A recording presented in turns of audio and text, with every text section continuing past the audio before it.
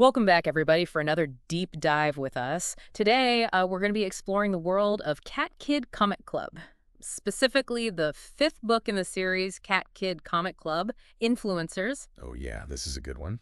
And, we're going to be taking a look at a single chapter from this book and how it tackles some surprisingly complex topics.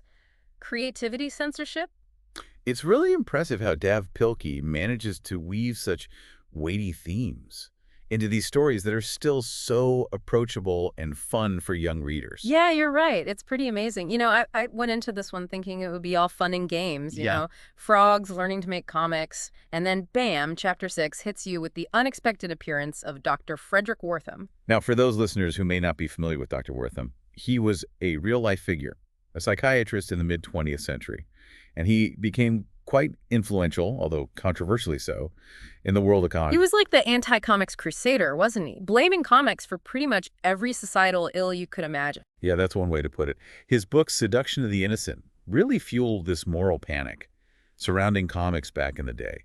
And it actually led to the establishment of the Comics Code Authority, which heavily censored the industry for decades. It's kind of wild to think that this figure, who really represents this period of intense censorship in the history of comics, just pops up in a children's book about creating comics. I mean, that can't be a coincidence. So. Oh, it's definitely intentional on Pilkey's part.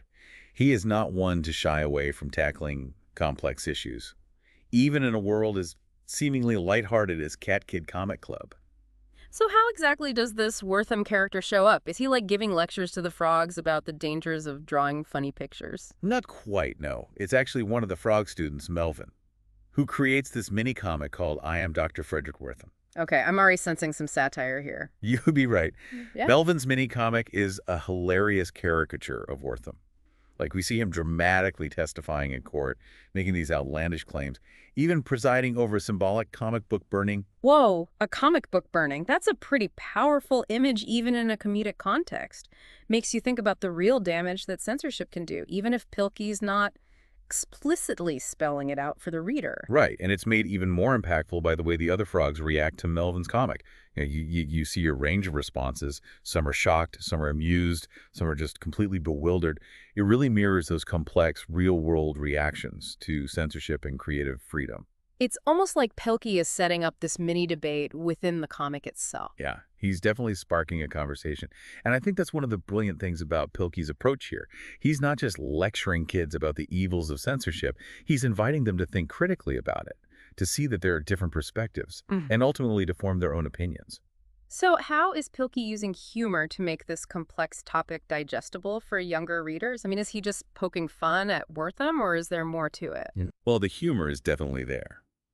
Pilkey uses exaggeration and absurdity to really make Wortham's arguments seem ridiculous, even to a child.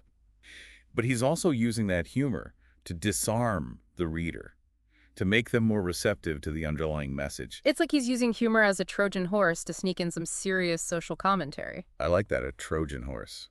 Now, we've talked about Wortham and censorship, but there's this other layer here, isn't it?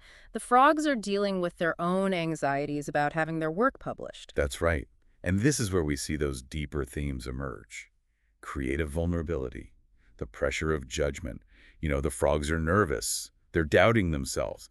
They're wondering what people will think. I feel like that's something every creative person can relate to, regardless of age. Oh, absolutely. Putting your work out there is scary. Definitely.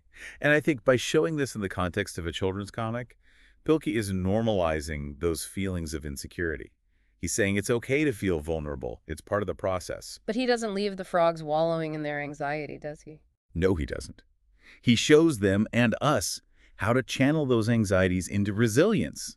He emphasizes the importance of continuing to create, even when you're afraid of being judged. So Pilkey is not just critiquing censorship on a societal level, but also showing how it plays out internally, in our own self-doubt.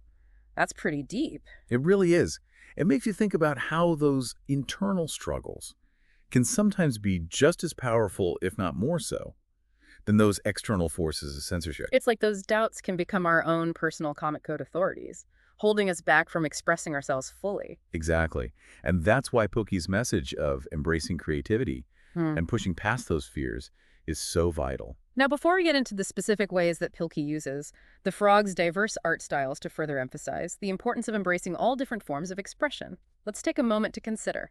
You know, it's fascinating how Pilkey weaves this idea of creative freedom throughout the whole chapter. It's not just about challenging censorship, it's about celebrating all the different ways there are to create. Right, and he doesn't just tell us about it, he shows us. I mean, look at the Frogs comics. They're all so visually distinct. Some are traditional, some are abstract, some are just completely out there. Yeah, I love how he gives each frog their own unique style, and none of them are judged for it. It's like this Yeah. powerful visual representation of embracing different forms of expression, wouldn't you say? Absolutely, and it's such a stark contrast to Wortham's view of comics.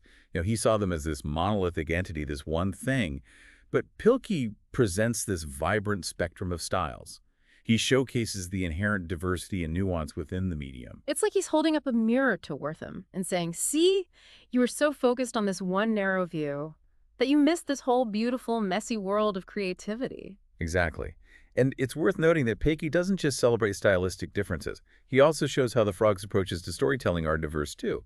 Some lean toward slapstick humor, while others prefer more heartfelt narratives. It really makes you think, if these frogs can be so open and accepting of each other's styles and stories, why can't we as adults? It's a good question. It's like a powerful reminder that we all have something unique to offer, and that our differences should be celebrated, not stifled. It's especially relevant in today's world, I think, where we're often pressured to conform, to fit into these molds. Pilkey's encouraging young readers to resist those pressures and embrace their individuality. Yeah, it's like he's giving them permission to be weird, to experiment, to find their own voice, even if it doesn't fit the mainstream. And that message is so liberating. It's a reminder that creativity thrives on individuality, on the freedom to explore and break the rules. Speaking of breaking the rules, Pilkey himself is kind of a rule breaker, isn't he? I mean, his humor is offbeat, his stories are unconventional. He's certainly not afraid to push boundaries, and I think that rebellious spirit is really at the heart of this chapter. He's not just telling kids to be creative. He's showing them that true creativity often involves challenging the status quo, questioning authority, and daring to be different. Now let's shift gears a bit and talk about the emotional undercurrent of the chapter. We've touched on the frog's anxiety about publication, but let's delve a little deeper. It's not just about the fear of negative judgment, is it? No, it's also about the vulnerability that's inherent in the creative process. I mean, these frogs are putting their hearts and souls into these comics, and they're opening themselves up to criticism. It reminds me of how terrifying it was to share my first short story in writing class. That feeling of exposure, of waiting for the verdict. Yeah, and that vulnerability is something that every creative person grapples with. It takes real courage to put your work out there, to risk rejection. And Pilkey doesn't shy away from that at all. He shows the frogs struggling with self-doubt, questioning their abilities, worrying about whether their work is good enough. But he doesn't let them succumb to those doubts. He shows them finding strength in their shared vulnerability, in their common desire to create. And in their support for each other, too, right? They're all in this together. They celebrate each other's successes, and they offer encouragement when things get tough. Exactly, and I think that's a really important point. Pilkey is showing young readers that creative communities can be this source of strength and resilience. It's a reminder that we don't have to go it alone. Having a supportive community can really help us navigate those moments of self-doubt and keep us creating even when it feels scary. And it's not just about external support. Pilkey also emphasizes the importance of internal resilience, of finding that strength within ourselves to keep going, even when we face setbacks or criticism. It's like he's saying, hey, criticism is part of the game. It's going to happen.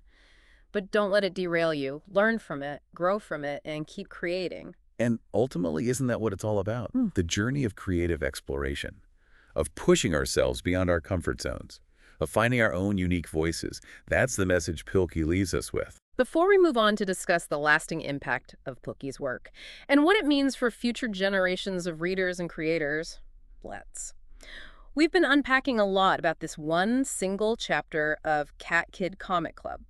It's incredible how much Pilkey packs into a story about, frogs making comics. I know. It really is. It's a testament to his skill as a storyteller, I think. He manages to entertain, educate, and provoke thought all at the same time. It's no wonder his books resonate so much with both kids and adults. Yeah, thinking about the broader impact of Pilkey's work, It's clear he's doing more than just writing funny stories, right? He's nurturing a generation of critical thinkers. Oh, absolutely. By introducing young readers to these really complex issues, Yeah. censorship, creative freedom, Yeah. the pressure to conform, he's giving them the tools they need to navigate a world that's increasingly challenging those very things. It's like he's equipping them with this anti-censorship armor. Well, like that, a good analogy. He's showing them that it's okay to question authority, to think for themselves, to stand up for what they believe in. And he's not just telling them. He's showing them through his characters, through the humor, through the entire narrative structure of the book. Makes you wonder what Dr. Wortham would think if he could see the impact Pilkey is having today. A children's comic celebrating the very medium he tried so hard to suppress. It's pretty ironic when you think about it. It really is. It's a testament to the enduring power of creative expression. No matter how hard some may try to stifle it, creativity always finds a way to break through. And Pilkey is a shining example of that, wouldn't you say? He is. He's taken an art form that was once demonized and turned it into this tool for empowerment and critical thinking. And he's also proving that even the most sensitive or controversial topics can be addressed in ways that are age-appropriate and engaging. He doesn't shy away from the tough stuff, but he approaches it with this sense of humor and optimism. That makes it accessible even to the youngest readers. It's like he's saying, look, these are important issues, but let's not be afraid to talk about them. Let's have a conversation. Let's laugh a little and let's learn together. And that approach, that willingness to engage in open and honest dialogue, is so crucial. It is. It's what allows for growth, for understanding, for progress. Couldn't agree more. It's inspiring to think about the ripple effect that Pilkey's work might have on future generations, Yeah. He's not just entertaining children. He's empowering them to be critical thinkers, to be advocates for creative freedom, and to be brave enough to express themselves authentically. He's planting seeds that will hopefully blossom into a future where censorship is challenged, diverse voices are celebrated, and creativity flourishes. And that's a future worth fighting for. Absolutely. It's a future where everyone has the freedom to create, to share their stories, and to make their voices heard. Well, that wraps up our deep dive into this surprisingly profound world of Cat Kid Comic Club. We've explored how Pilkey tackles censorship, celebrates creative freedom, and empowers young readers to think critically and express themselves authentically. We hope this deep dive has sparked your own curiosity and encouraged you to think about the power of art, to challenge, inspire, and transform. As always, we encourage you to keep exploring, keep questioning, and keep creating